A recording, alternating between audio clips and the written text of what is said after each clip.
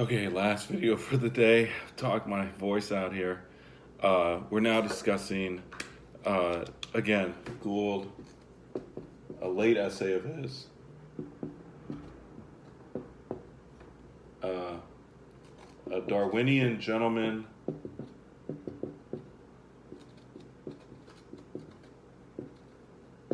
at Marx's funeral.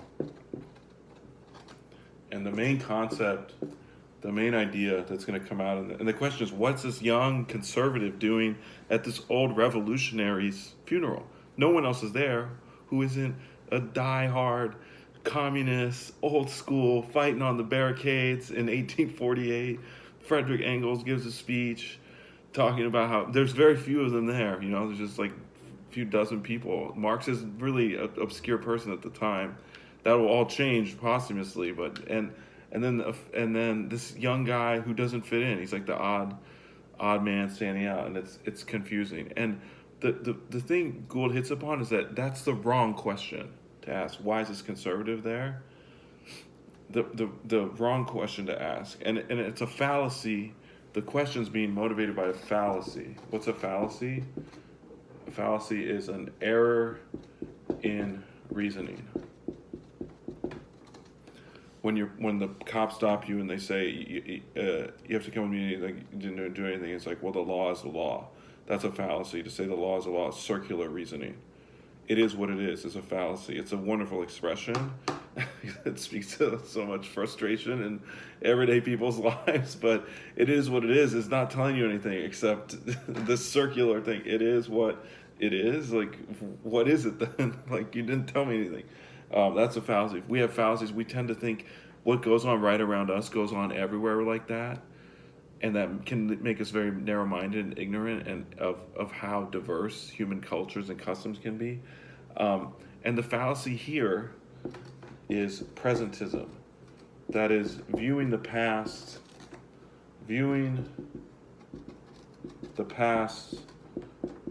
exclusively by modern standards.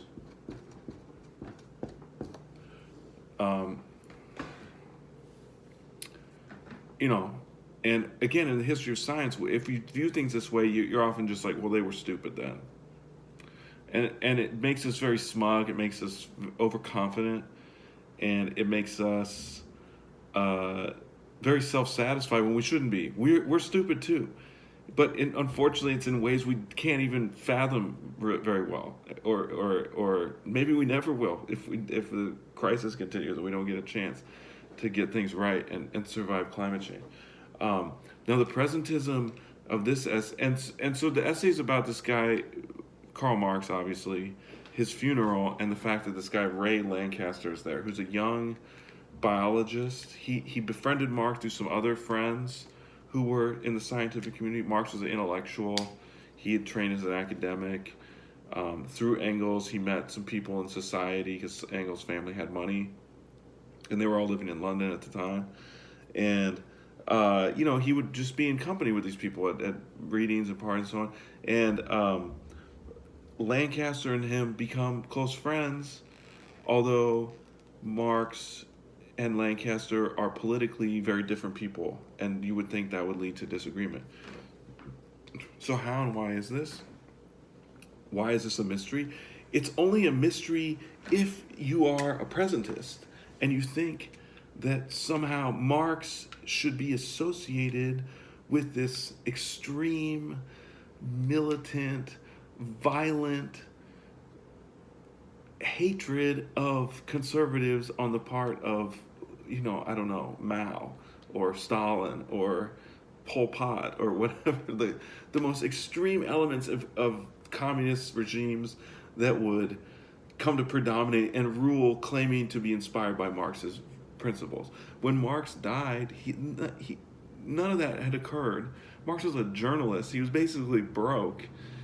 The idea that somehow his writings and ideas were going to inspire worldwide revolution, less than 50 years later was no one was betting money on that. I mean, that was improbable what ended up happening. And then we tend to view his life through that, as though he couldn't be a kind, generous, wise old man to any curious young person with some intelligence and some intellectual life of his own. Okay, and that's why they became friends, because they were two kind of cool,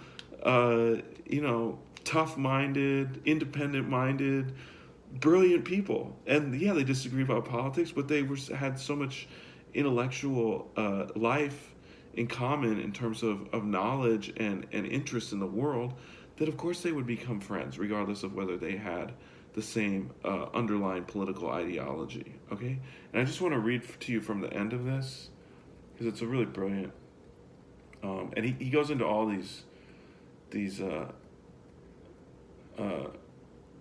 he goes into all these reasons why it's normally speculated that Lancaster and he might have been friends. And there are no real satisfying ones, except the idea that, of course, they would be friends. Political ideology wasn't everything to Marx. Someone's intellectual curiosity and vivacity of a young person when you're an aging person would lead to a friendship just naturally, being in the same social sphere and being both intellectually minded people. Of course, they'd become friends. So here's Gould talking about how we can't then use the fallacy of presentism to cloud our judgment and create a mystery where there isn't. All historical studies, whether of human biography or of evolutionary lineages in biology, potentially suffer from this, quote, presentist fallacy. Modern chroniclers, I'm at the very end of the reading, on page 128. Modern chroniclers know the outcomes that actually unfolded as unpredictable consequences of past events. And they often and inappropriately judge the motives and actions of their subjects in terms of futures unknowable at the time. So people, because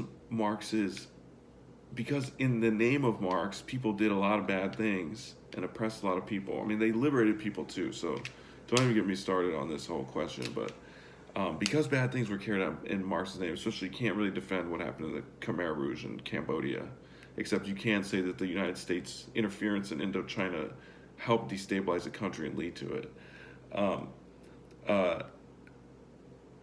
People tend to then read all that crime into Marx's life. Marx never killed anybody. Marx is just like a professor who became a journalist because he couldn't get a job given his politics, and then wrote a lot of theory and loved to drink and argue and be a writer and have a family, and like he never committed a crime basically, except the crime of speaking his mind in oppressive societies.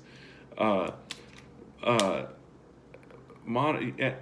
again, reading this, modern chroniclers, that is critics like us, biographers, know the outcomes that actually unfolded as unpredictable consequences of past events, and they often and inappropriately judge the motives and actions of their subjects in terms of futures unknowable at the time. Thus, and far too frequently, evolutionists, people like Gould, view a small and marginal lineage of pond-dwelling Devian fishes as higher on the scale of being and destined for success, because we know Devonian, this is a long time ago, these are our early ancestors. Only in retrospect, these organisms spawned all modern terrestrial land vertebrates, including our exalted selves. We descend from fish, as maybe you've seen on the Darwin bumper sticker. And we overly honor a peculiar species of African primates as central to the forward thrust of evolution, because our unique brand of consciousness arose by contingent good fortune from much precarious rock. And we as Northerners once reviled Robert E. Lee as a traitor. We now tend to view him in a more distant and benevolent light as a man of principle and great military leader, though neither extreme position can match or explain the fascinating man in the more appropriate context of his own time. And that's a great example where you see today, part of the Black Lives Matter movement, and early in Trump's administration, there were all these movements that you could call presentists, but I agree with them, and Robert E. Lee would too, to take down monuments to Robert E. Lee, which were all erected in present tense ways. Not They weren't erected after the Civil War. They were erected during the Civil Rights Movement to show black people, like, no, no, no, no, no. The Confederacy, that's still our thing. We're putting up these monuments to show you who's boss still. Okay, now in the present, Robert E. Lee himself, he regretted the war. He viewed it as a mistake essentially, and he said there shouldn't be any monuments. So if you want to go by his time period and what he said no monuments to me. You're gonna create animosity, strife, and needlessly amongst people who need to be united over their common destiny as Americans. And a little humility before the luck of our present circumstances might serve us well. And that's what we need. Presentism does not give us humility. It makes us feel like we're the best. Please. A little more fascination for past realities, freed from judgment by later outcomes that only we can know, might help us to understand our history, the primary sources of our present condition. Perhaps we might borrow a famous line from a broken man who died in sorrow, still a stranger in a strange land in 1883, but who at least enjoyed the solace of young companions like Ray E. Lancaster. Talking about Marx now. Marx died in exile, broken, had no money. A loyal friend who did not shun the funeral of such an unpopular, rejected expatriate. Marx was unpopular, rejected, and so on. History reveals patterns and regularities that enhance our potential for misunderstanding. But history also expresses the unpredictable foibles of human passion, ignorance, and dreams of transcendence. We can only understand the meaning of our past events in their own terms and circumstances, however legitimately we may choose to judge the motives and intentions of our forebears. Karl Marx began his most famous historical treatise, his study of Napoleon III's rise to power, by writing, "Men make their own history, but they do not make it just as they please." And that's this limitation that again, to go back to Marx, that Marx puts on us, and I think it's an accurate limitation to see. It's an insight into what the human experience is like, that we don't pick our circumstances. It's a matter of fate, and that unfortunately, and that we need to remember that Gould saying, and to avoid this fallacy. Just be modest, be humble. Don't see your time as the perfect and the best. That's childish. That's naive. It's easy to say that now in the current crisis. Too easy to teach this material the last few weeks. And but then also when you think about that, we don't make circumstances. Men don't make their own history. They do not make it just as they please. Men make their own history, but they do not make it just as they please. Too often in human history, people have just not been able to realize themselves, because most people are born into just abject misery and poverty, even to this day. And society does not give them what they need. And then as a result, society misses the benefit that would come from those people if they were able to develop their capacities. Okay, and that's really what the system that Marx and Engels were championing was about. It was about giving people more freedom, because it was freeing them from want by giving them the economic necessities that we all require. And not so crazy an idea, if you ask me, and really one that maybe its time is coming with, now that we're all trapped indoors because of the chaos of this unbridled capitalist system we've been living under for the last 40 years. It's gotten more and more power into the hands of fewer and fewer people at the great expense and immiseration of so many. And the last thing I would say is just don't judge, when you hear the name Karl Marx, don't think Stalin right away. Stalin is a conservative, reactionary movement against Marxist principles, but claiming to carry on those principles. But it was nonsense. It was bullshit. Don't think Mao and all this dictatorship. I mean, there's something in Marx that's still there today, and that is this idea that ultimately capitalism unleashed all this great productive power, but now in order to maintain their power in the system they've unleashed, they're curtailing it and limiting it. And you can just think of, for example, imagine if YouTube could exist without copyright. All the world's information, all the world's television and media information could be on that platform.